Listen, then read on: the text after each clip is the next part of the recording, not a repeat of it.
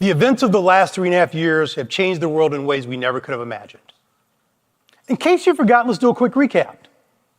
We had a global pandemic, a global quarantine. We had murder hornets. Do you remember murder hornets? That was like a real thing. We weren't supposed to survive murder hornets. Some of you forgot about murder hornets, but that could be forgiven because 4 weeks later, the government admitted that they had been hiding the existence of UFOs for decades. You may have missed that because the nation was entering into a conversation about race in which we were not prepared. That was followed by protests, spikes in COVID, wave 2 of a pandemic, wildfires in California, sinkholes in Florida, a contested election, and it has not stopped. The world has changed. If you're not sure how much the world has changed, this is me before the pandemic.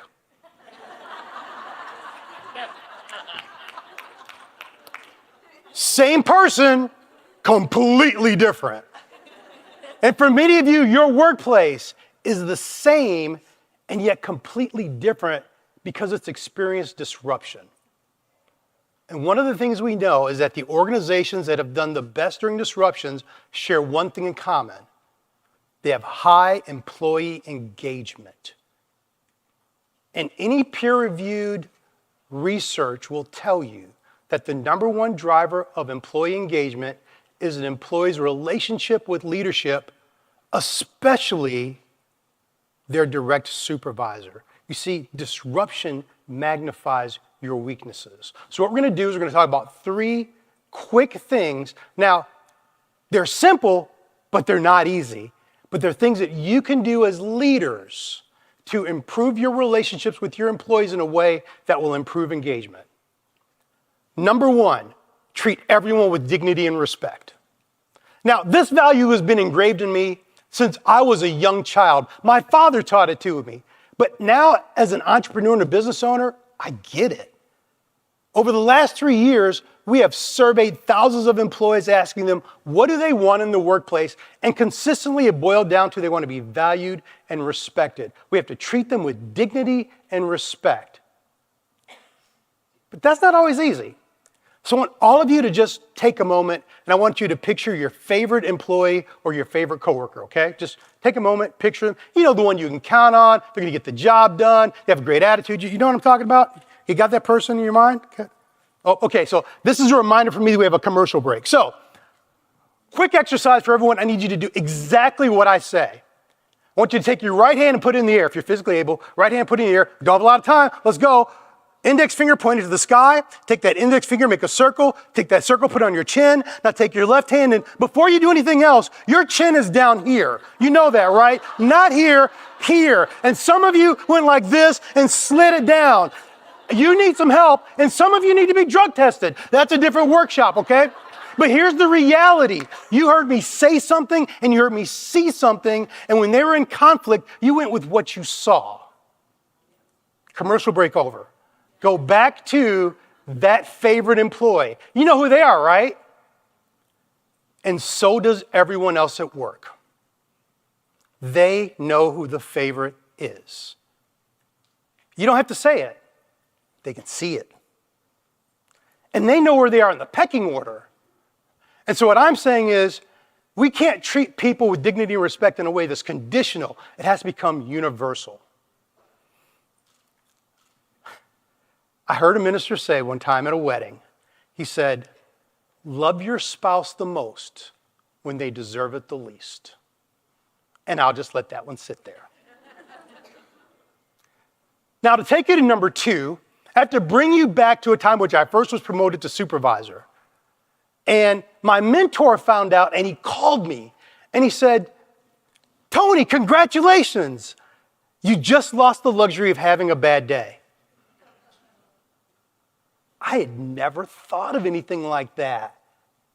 I never considered having a bad day as a luxury.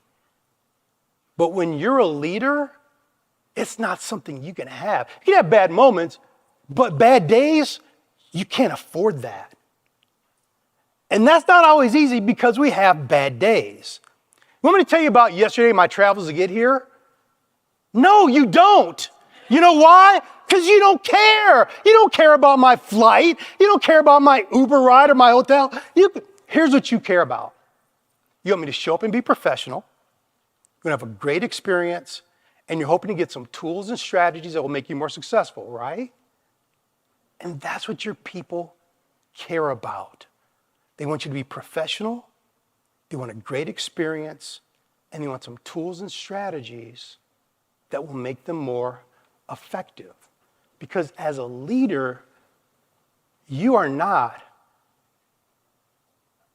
a thermometer. You're a thermostat. And I'm sorry, just in the same way that yawning makes people want to yawn, it's called yawn contagion. When you smile, when you're positive, it's been shown that there's an emotional contagion. And you can change the energy of the room by your very presence. And James Hartman with Gallup has shown you can predict the effectiveness of sales teams simply based on their emotional state. So you have to have a positive, enthusiastic attitude. And for number 3, we need to harness the power of praise and recognition. Now, okay, let's get real for a minute. Here's how most workplaces work. You have about a third of the employees who are high performers. They're crankers, right? They get things done. Then you have another third they're kind of middle of the road. And you have a third that could use a good kick in the butt, right? That's kind of how it normally goes. So we rely on that top third. We give them more to do. They can handle it. Wait a second. Let me say that in case you missed it. The reward for being a high performer is more work. And if that's all they get, they'll learn and figure out and they will adjust. I was doing work for a mechanical engineering firm, and there was a new employee who came in. He was a temporary. He's trying to become permanent. And so, he learned his little orientation, figured out what to do. They put him in the repair shop. And then after the crowd dissipated, I watched him. He's cranking. He's working. He's trying to impress people. And after a few hours, I watched his team lead walk over to him and say, slow down. Now, initially I thought, oh my gosh, he's right, because these are some delicate pieces of equipment, but that's not what he was saying. He said, look over there. There's 6 racks of equipment that we need to repair. The faster you fix this, the faster they show up there. So slow down. His team lead slowed him down and made him less productive, and he thought he was doing him a favor. If the only thing that high productive people get is more work, we're in trouble. So we have to combine it with praise and recognition. We have to find some way to reward them when they do well. O.C. Tanner, after surveying 200,000 people, said that 78% of employees who receive consistent praise and recognition are highly engaged. Compare that with the 34% of the U.S. population that's engaged, and you will see the difference. Gallup estimates that in 2022, disengaged employees cost the U.S. economy $500 billion in 1 year. But that's big, and that may not be fully relatable to you, so let me break it down for you so you'll understand it. They said it's for each of us in our businesses. For every $10,000 we pay in salary, we lose $3,400 to disengagement. That is the power of what we're talking about. But here's the thing. If we treat everyone with dignity and respect, have a positive attitude, and understand the power of praise, then people will feel valued and respected. They'll begin to shine, and when they shine, they'll light up your culture.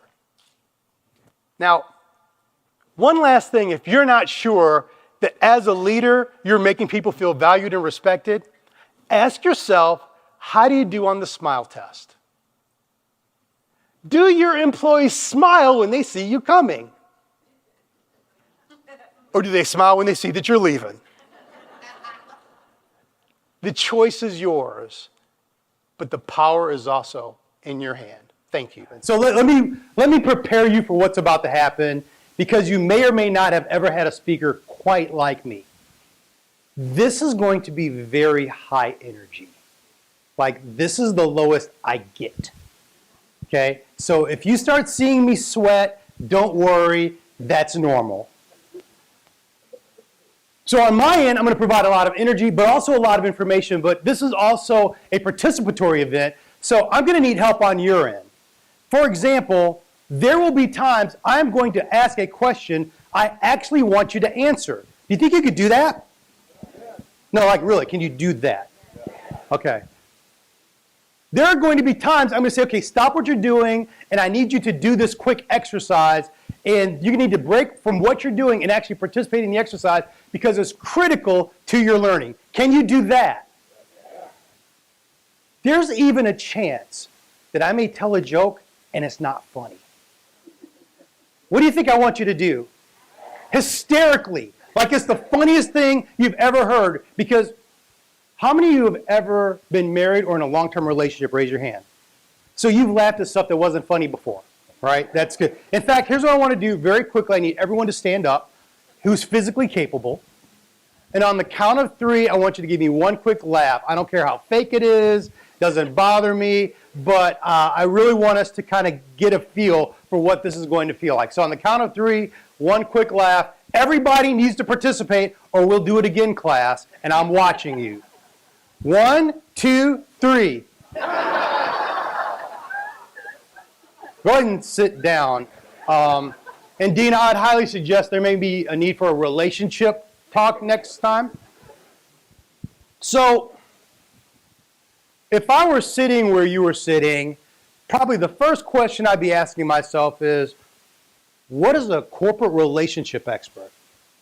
And the best way for me to explain it is to take you back to when I entered the workforce. Because when I entered the workforce, I was what you would refer to as a good worker. You guys know what I mean by good worker? That means I actually came to work and did my job. I thought everyone did that. Clearly, I was mistaken. Then one day my boss came and he gave me what I call the pitch. The pitch goes like this. Tony, you're doing such a great job. We want to talk to you about your career path. Here's what we're thinking. We're going to give you a few people to supervise. All you have to do is to get them to work just like you're working, and everything will go well. Don't worry. It'll be easy. Here's why I call it the pitch, because there are things they don't tell you. For example, they don't say, oh, and by the way, there are 3 other people who really want to be supervisors, but they're not ready. But they're going to be mad because we chose you over them. And so you have to figure out that relationship all while learning how to supervise them. Not to mention, Tony, you're younger than a lot of people around here. You know that youth has a very negative stigma in the workplace? There are people that aren't going to respect you, not because of anything you've done or said, but simply because of your age, and you're going to learn how to navigate that situation, all while learning how to supervise them. So, I usually don't share this in public, but my closest friends know this about me. So, I'm black. Not sure if everybody was aware of that. But do you know that there are people who've never had a person of color in a position of authority in their life? They've never seen that before. Just like there are people who've never seen a female in a position of authority, or someone from a different sexual orientation, or someone with a disability, or someone with an accent. And what it does is it brings out all of their insecurities and their fears and their stereotypes. And so, Tony, you're going to have to, in the midst of all that, be the bigger person and win them over, all while learning how to supervise them. And then no one ever says, you see that guy right there? He's crazy, right? There's somebody crazy in every workplace, right? Raise your hand if you know who the crazy person is. If you're sitting next to him, just blink, okay? Okay. If you're not sure who the crazy person is, it's because it's you. Because there's one every place. So here's what happens. Immediately, conflict rises, morale drops, and we struggle with productivity. I didn't know what to do. We really weren't getting much training. And so I went to one of my mentors, and he gave me 2 perspectives that I needed to hear and I hadn't really considered. He said, number 1, for most people, leadership is learned. That is very important because often we've been told that people are born leaders. There's some natural leadership out there, and that is very rare. The truth of the matter is, for almost all of us, there are things that we have to learn to be effective leaders. Here's why that's important for you. Some of you are business owners. Some of you are officials. Others of you represent your businesses or organizations. And you're very skilled and talented.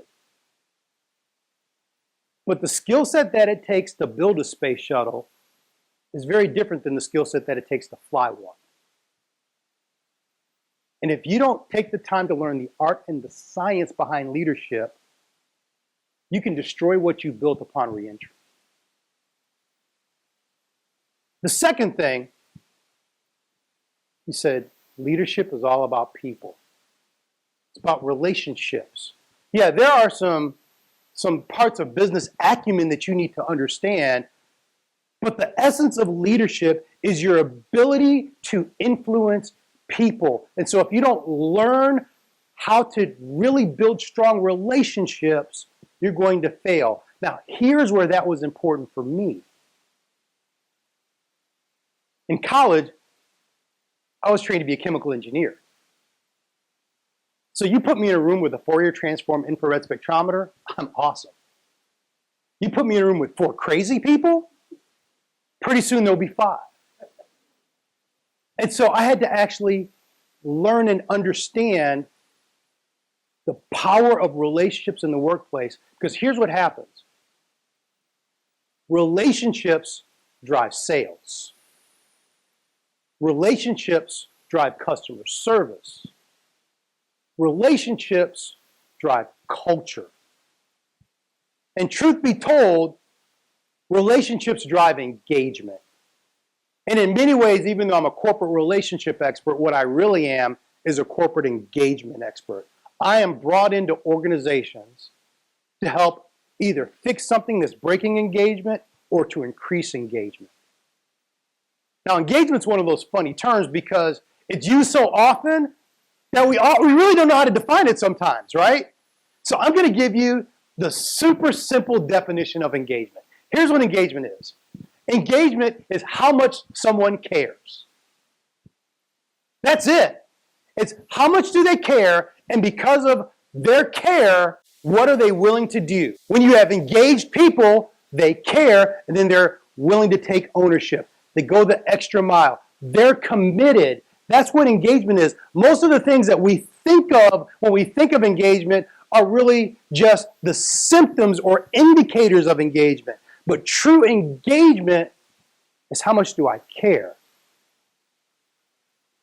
An engaged person, a person who cares, takes ownership. A person who doesn't care, they'll work, but they won't give you effort. Now, when it comes to engagement, I've got some good news and some bad news. The good news is Gallup, who measures engagement every year in their annual survey, said in the U.S. workplace, engagement has been increasing over the past 10 years and, in fact, has just reached 34%, which is an all-time high. It is actually the highest it's ever been since they started measuring engagement. So the good news is engagement's at 34%. The bad news is engagement's at 34%. And we accept it like it's normal. I mean, okay, let's put away the speaker hat. Let's talk real. Where you work, there's probably a third of people who are cranking, about a third of the people who are middle of the road, and a third of people who need a good kick in the pants. That's pretty normal, right? And we accept it like it's normal. We wouldn't do that in any other part of our lives. If you went and took your car to the shop, say, hey, you know, this check engine light's coming on, and the mechanic, she looks at you and she says, oh, well, the problem is after doing some, basic testing, it appears that your engine is only working at 34% of capacity. You wouldn't say, oh, cool, let's go.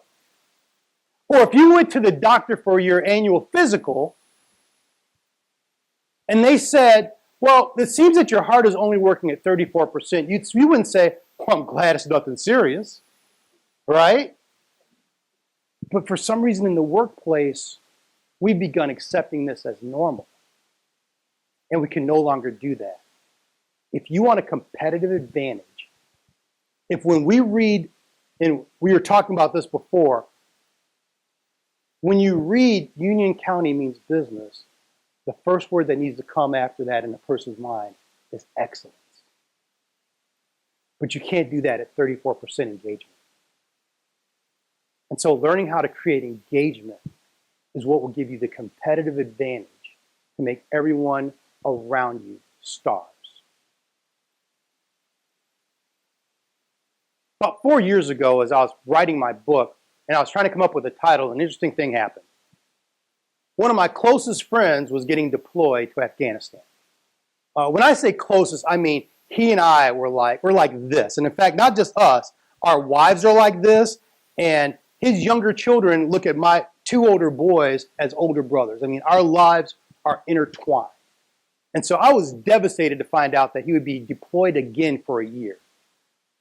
And so we decided to host an event at my house. It was, as a friend called it, a deployment party. But it was really a going away party. And what we wanted to do was, express our love for him, express our commitment to him, as well as our commitment to making sure that his family was safe while he would be gone.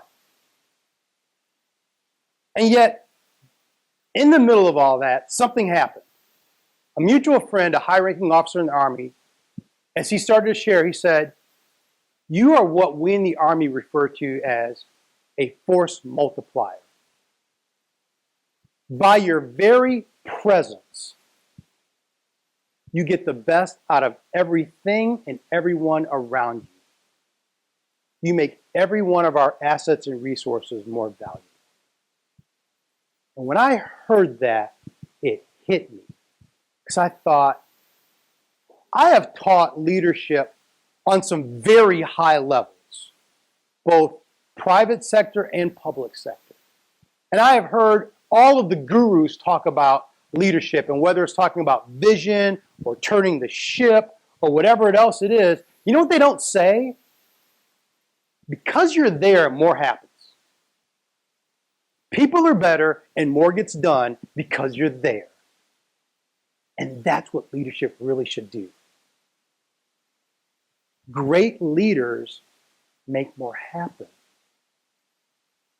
And not by putting people in a chokehold, but they naturally bring out the best in everyone around them. And so as I work now with organizations, a lot of what I do is removing the things that cause dysfunction in our relationships. And in general, there's 3 main things. These are the 3 things that I focus on. Because there's 3 things that really kill engagement. Number 1, ineffective leadership. Ineffective leadership will kill engagement and kill culture. And that's part of the reason I decided to write a book. Number 2, disruption or change. And in the world we're in, baby, it is always here. And the truth is, disruption and change magnifies our weaknesses. And it shows you what you have to shore up. And third is a lack of inclusion. Because when people don't feel included, they stop caring. And so in our conversation as we were preparing for today, we thought what we want to talk about today out of these 3 topics is creating more inclusion. Because it's such an important topic. Does that make sense to everyone? All right, so let's roll. Get ready. But first I got to ask you a question. Don't overthink this because everyone overthinks it. It is not a trick question. There is a real answer to this. Which of these 4 people is most likely to be a CEO? Take a second. Okay. So who's most likely to be a CEO? I don't need to know why this week. You got 2, I got 4, I got 3 as well. Okay, so how many say 4? I heard a couple of 4s. Okay. By the way, tell me why 4? Why 4? It looks like it because of what he's wearing. Yeah, a lot of people say he didn't look stressed. Right? He's not doing all the work. He's getting ready to go play golf or bowling or something, right? Yes, ma'am.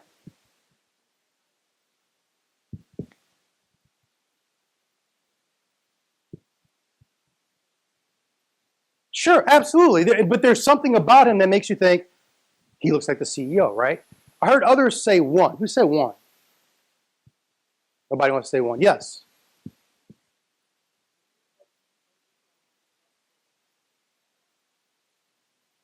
Yeah, he looks like he's working and he's not getting ready to go take off. Anybody else want to add something? Yes, sir, back there. Nope, not good. It's not a trick question. There actually is an answer. Okay. His attire. There's something about number one's attire. Okay. Number three. Why three?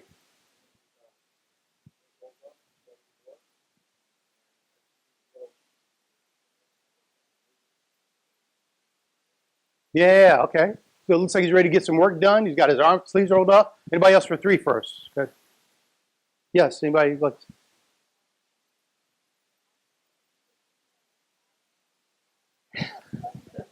Everybody hates that tie. Yeah, it's like, yeah, I would go with two, but he clearly is not CEO of a fashion company. Yeah, okay. But you said, okay, something about two. What? So people are saying two. Why two? He looks confident. He's tall, and I like the tie. Yeah. So okay, here's the answer. It's two. And here is why. It's because he's tall.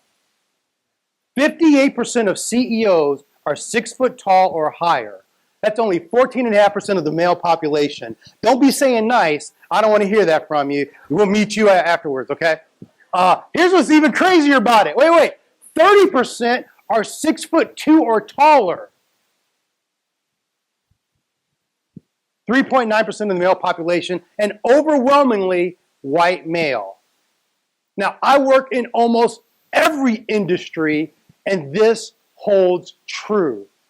But I can also tell you, I have sat in many hiring meetings and decision-making meetings, and I have never heard someone say, you know, I like both of those people, but we really could use some more height on the executive team.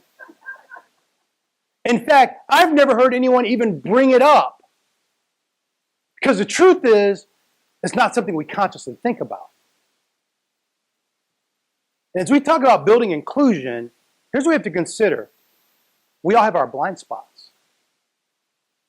Like when you get in your car and you're ready to pull out and you check all the mirrors and you're about ready to go, and then out of nowhere, oh my gosh, where'd this kid come from? Well, turns out they were always there. You just could not see them from your vantage point.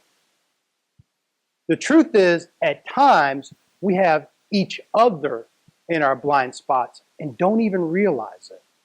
And yet it affects how we interact. It affects how we sell.